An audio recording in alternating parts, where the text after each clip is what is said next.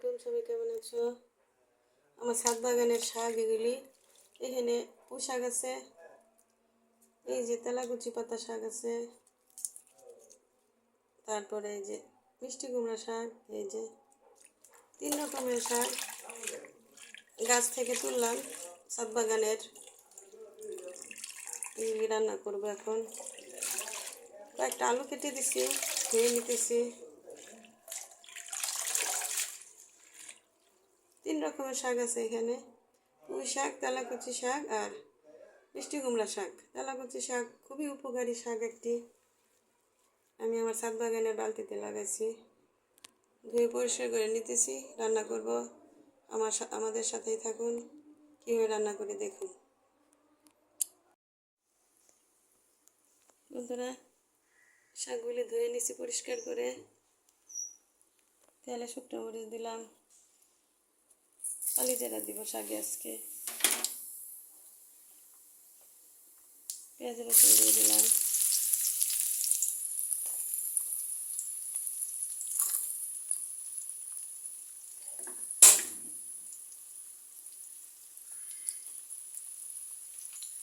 লবণ,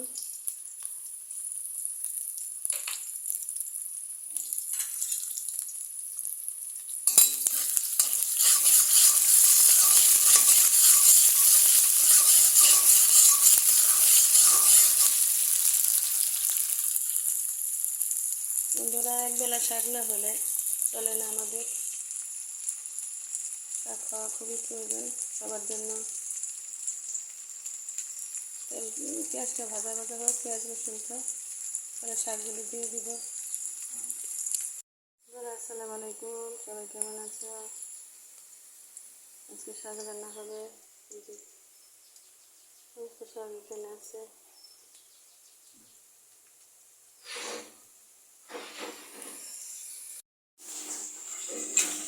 পেঁয়াজ ভাজা হয়ে গেছে, রসুন পেঁয়াজ শাক দিয়ে দিলাম।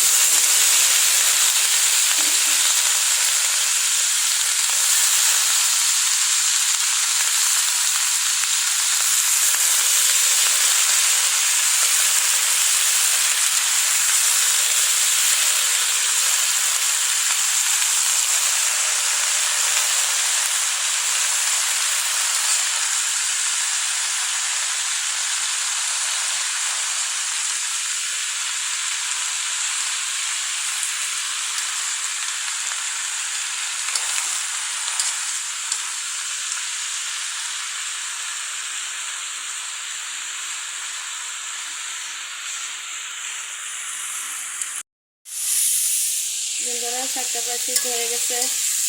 আলুগুলি সিদ্ধ হয়েছে। এইভাবে আপনারা 3 কাজের শাক দিয়ে আলু দিয়ে ভেজে খেয়ে দেখবেন, ভালো লাগবে। সাথে কাঁচামরিচ দিয়ে দিয়েছিলাম আগেই। গাছের টাটকা শাক আমাদের।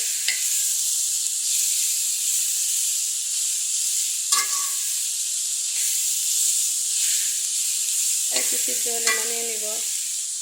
রেসিপিটি ভালো লাগলে লাইক করবেন, শেয়ার করে পাশে থাকবেন। নতুন বন্ধু যারা, তারা সাবস্ক্রাইব করে পাশে থাকবেন।